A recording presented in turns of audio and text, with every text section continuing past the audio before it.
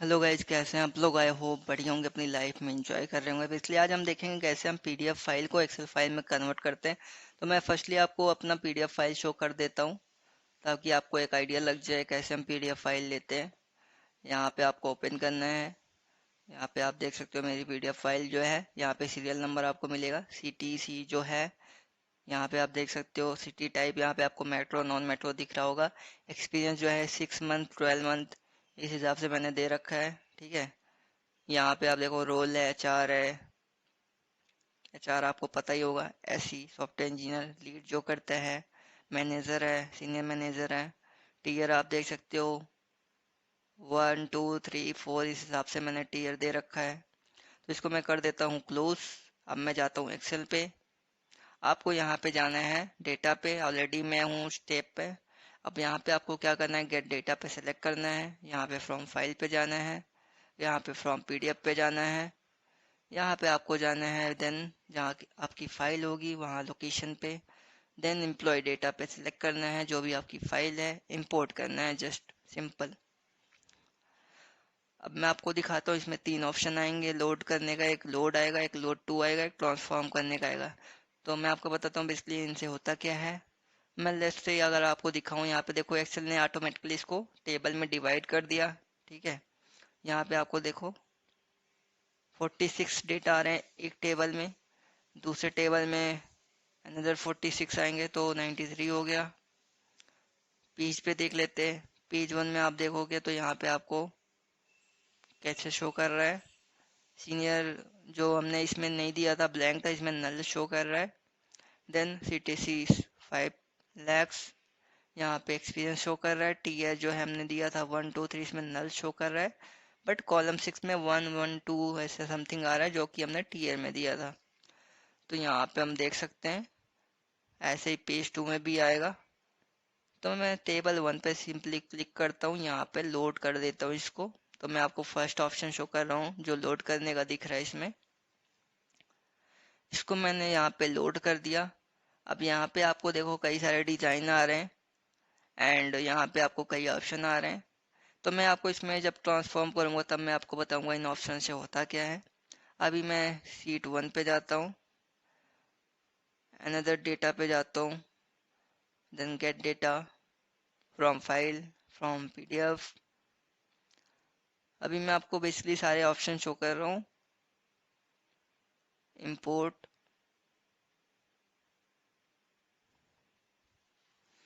यहाँ पे आपको ऐसा ऑप्शन आ जाएगा, आपको जस्ट टेबल पेज पे क्लिक करना है। यहाँ पे देखो एक और ऑप्शन आ रहा है लोड टू, तो इस पे मैंने क्लिक कर दिया तो ये ओपन हो जाएगा। इसमें आपको कई सारे ऑप्शन आएंगे, pivot table report, pivot chart, only create connection. तो आपको इसमें जो भी सूटेबल है वो आप सिलेक्ट कर सकते हो, देन ओके करके आप आपका शीट में ओपन हो जाएगा। अब नेक्स्ट ऑप्शन देखते हैं हम, जो कि हमारा ट्रांसफॉर्म। डेटा पे जाते हैं, गेट डेटा पे जाते हैं, फ्रॉम फाइल, फ्रॉम PDF। आप इसमें कहीं भी कोई भी फाइल ले सकते हो। इसमें आप देख सकते हो फ्रॉम JSON आ रहा है, फ्रॉम XML आ रहा है। तो आपकी जो भी फाइल का जो फॉर्मेट है उसमें आप क्लिक करके उसको कन्वर्ट कर सकते हो। तो अभी मैं बेसिकली PDF के लिए कर रहा हूँ, तो ऐसे ही आप जो भी फॉर्मेट है उसके लिए अभी कर सकते हो। तो मैं एम्प्लॉय डेटा पे सिलेक्ट करूँगा, इम्पोर्ट।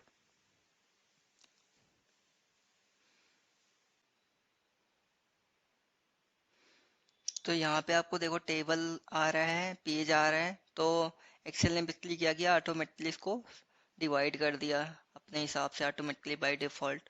तो अब मेरे को क्या करना है, मेरे को टेबल नहीं लेना है, मेरे को चाहता हूँ मैं इस फोल्डर को लूँ और सारा डेटा मैं एक्सट्रैक्ट कर लूँ। तो बेसिकली मैं क्या करूँगा, इस फोल्डर पे मैं राइट क्लिक करूँगा और ट्रांसफॉर्म डेटा करूँगा। थोड़ा वेट करते हैं। तो ये अभी लोड हो रहा है। इसको बेसिकली पावर क्वेरी विंडो बोलते हैं। तो इसमें आप बहुत सारी चीज़ें कर सकते हो। यहाँ पे आप देख सकते हो advance editor, properties, refresh review, split column, remove rows, keep rows. तो basically power query window basically क्या होता है कि ये रिमेंबर करता है जो भी आप टास्क परफॉर्म करते हो इस पे। तो यो यहाँ पे अप्लाइड स्टेप यहाँ पे शो करेगा जो भी आप यहाँ पे परफॉर्म करोगे।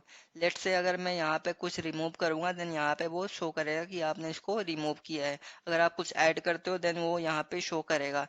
तो बेसिकली ये क्या करेगा, ऑल थिंग्स जो आप भी परफॉर्म करने वाले हो वो यहाँ पे उसको राइट करेगा, वो रिमेम्बर करेगा। अब बेसिकली मुझे क्या करना है, मैं चाहता हूँ कि मेरे को बस डेटा चाहिए, ना कि मेरे को उसका काइंड नेम और उसकी आईडी। मतलब ना तो मुझे फाइल के बारे में जानना है ना तो मुझे फोल्डर के बारे में जानना है, मुझे केवल डेटा चाहिए। तो इस पे आप जब क्लिक करोगे तो यहाँ पे देखो आपको ऑप्शन आ रहा है कॉलम 1, कॉलम 2, कॉलम 3, कॉलम 6। तो बेसिकली हमें क्या चाहिए, हमें डेटा चाहिए। तो मैं ओके कर देता हूँ इसको। और उसके बाद यहाँ पे काइंड जो है देखो इसमें पेज आ रहा है एंड नेम आ रहा है, आईडी आ रहा है। तो काइंड पे मैं बेसिकली क्या करूँगा, मुझे टेबल चाहिए। तो मैं इसको अनसेलेक्ट कर देता हूँ, केवल टेबल सेलेक्ट करता हूँ, ओके। अब मैं चाहता हूँ कि जो नेम है ये फाइल का नेम बेसिकली बता रहा है, टेबल का नेम, तो मुझे ये नहीं चाहिए, ना तो मुझे आईडी चाहिए। तो मैं क्या करूँगा, इसको जस्ट सिंपली ड्रैग करके इसको डिलीट कर दूंगा, रिमूव कॉलम्स। तो जो भी कॉलम थे मैंने रिमूव कर दिए। तो यहाँ पे देखो आपको उसमें शो कर रहा है रिमूव कॉलम्स जो मैंने रिमूव किया। यहाँ पे आपको स्टेप आ गया वो। अब देखो यहाँ पे मेरे डेटाज आ गए, मेट्रो, ये जो भी मैंने दिया था उसका सीटीसी। यहाँ पे देखो इसमें 6 HR ये ना एक साथ आ गया है, इसको अलग कर देते हैं हम। इसके बाद यहाँ पे टीयर आ रहा है। तो ये सारी चीज़ें मेरी यहाँ पे लोड हो गई। अब मैं जस्ट क्या करूँगा, यहाँ पे क्लोज एंड लोड करूँगा। पीडीएफ फाइल में जब प्रॉब्लम होती है तो ऐसा ही होता है कि ये जो भी यहाँ पे देखोगे आप 6-12 जो भी इनका वो एक्सपीरियंस था वो एक साथ ही आ गया। इनके जो रोल है और एक्सपीरियंस एक ही साथ आ गया, वो पीडीएफ फाइल में प्रॉब्लम है तो इस वजह से आ रहा है। तो अगर आपके पास आपको कंपनी से जो भी पीडीएफ फाइल मिलेगी आप ऐसा करोगे तो उसमें ऐसा प्रॉब्लम नहीं आएगा। यहाँ भी आप देखो जो भी सीरियल नंबर है उस हिसाब से यहाँ पे मेट्रो नॉन मेट्रो उसमें आ रहा है। तो कोई बात नहीं, उसको हम छोड़ देते हैं अभी। अभी मैं यहाँ पे इसका नेम चेंज कर देता हूँ। तो यहाँ पे देखो मैंने क्या किया था, एक्सपीरियंस एंड मैं इसको दे देता हूँ रोल। ये बेसिकली टीयर था, सीटीसी।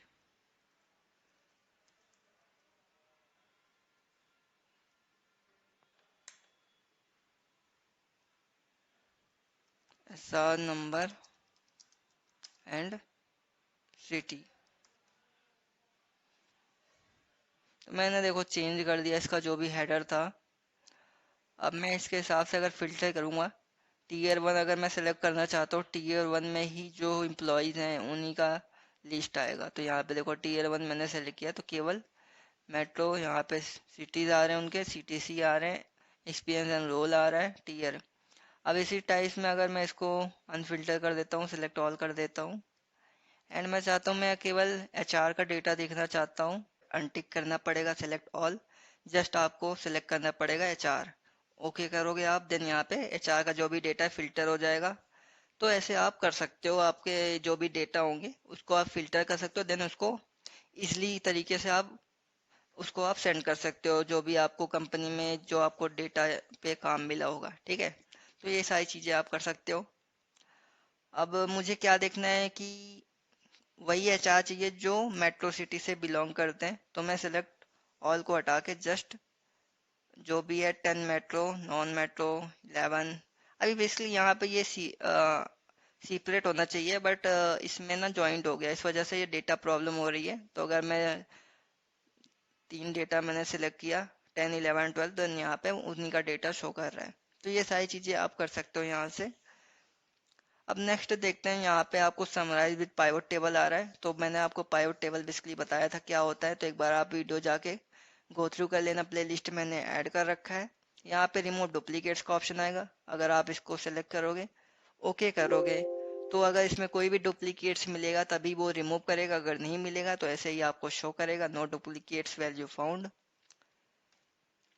यहाँ पे इंसर्ट स्लाइसर का ऑप्शन आ रहा है।